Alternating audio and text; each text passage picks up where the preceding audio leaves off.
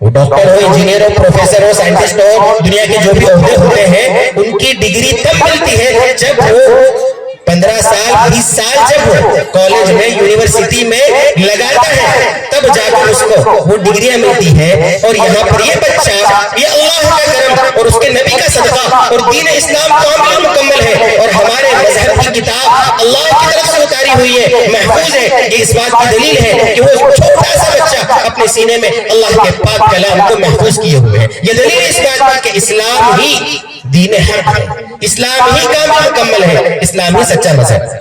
یہ عقیدہ ہے ہمارا. اچھی بات، یہ ہوئی ایک بات. میرے دوستو، یہ اسلام کامل مکمل ہے، اس کی جو بہت سی وجوہات ہیں کیوں کامل و مکمل ہے.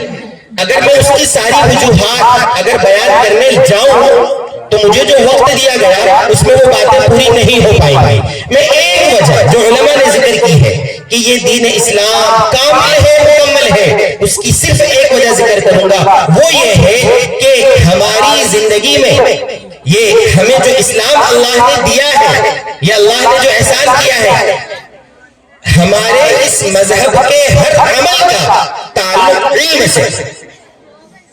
شاید بات سمجھ میں نہیں آیا آپ کو، میں اس کو تھوڑا سا کھولتا ہوں. ہم جس مذہب پر چلتے ہیں اور اس کے جو احکام اللہ نے ہم کو دیے ہیں، اس کا کوئی بھی حکم علم سے خالی نہیں ہے.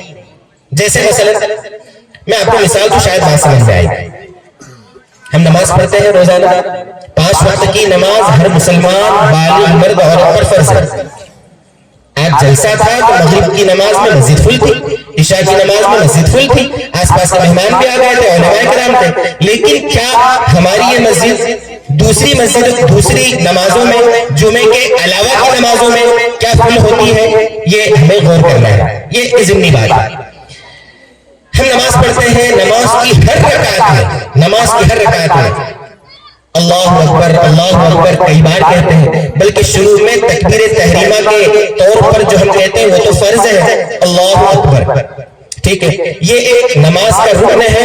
ہر ایک اللہ اکبر کہنا جانتا ہے، نماز اسی سے شروع کرتا ہے. فرض ہو، نفل ہو، سنت ہو، واجب ہو، ہر نماز سے پہلے اللہ اکبر کہتا ہے. ہر نماز کے شروع میں اللہ اکبر کہتا ہے. اگر یہی عمل، یہ عمل ہے، اللہ اکبر کہنا عمل ہے، اس سے نماز شروع ہو رہی ہے.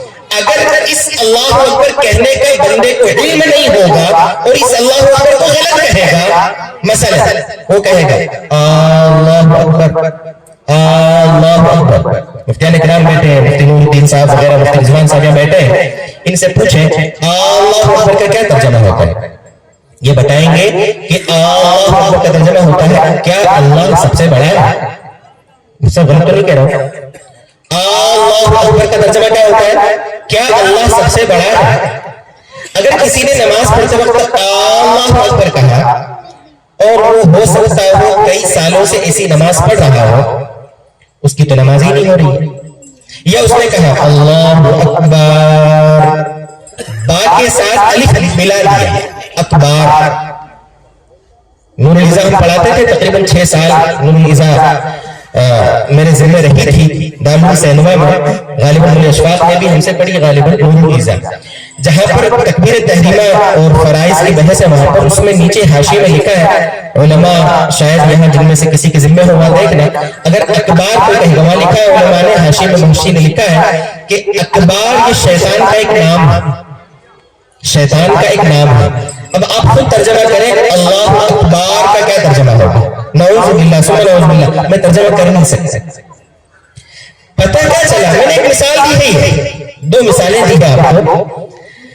ایک چھوٹا سا جملہ جو ہم سب جانتے ہیں، جو پڑھتے ہیں، جس سے نماز شروع کرتے ہیں، تکبیرات انتقالیہ، رکوع میں جا رہے تو کہہ رہے، سجدے میں جا رہے تو کہہ رہے، اس میں چھوٹی سی بظاہر یہ دکھنے والی اور بھولی جانے والی غلطی سے ہماری نماز صحیح نہیں ہو رہی ہے، تو سمجھے کہ ہمارے عمل کے ساتھ علم کا کتنا گہرا جوڑ ہے. علم ہوگا، عمل صحیح ہوگا. بلکہ علماء نے عجیب بات کہی ہے، ہم یہ بات تو جانتے ہیں کہ عمل کی قبولیت کے لیے اخلاص شرط ہے. عمل کی قبولیت کے لیے اخلاص شرط ہے. اسی کے ساتھ ساتھ علماء نے یہ بات بھی لکھی کہ عمل کے صحیح ہونے کے لیے، عمل کے صحیح ہونے کے لیے، اور صحیح ہوگا تو ہی تو اللہ کی بارگاہ میں قبول ہوگا، تو اس کے لیے علم بھی شرط ہے، علم شرط ہے، علم نہیں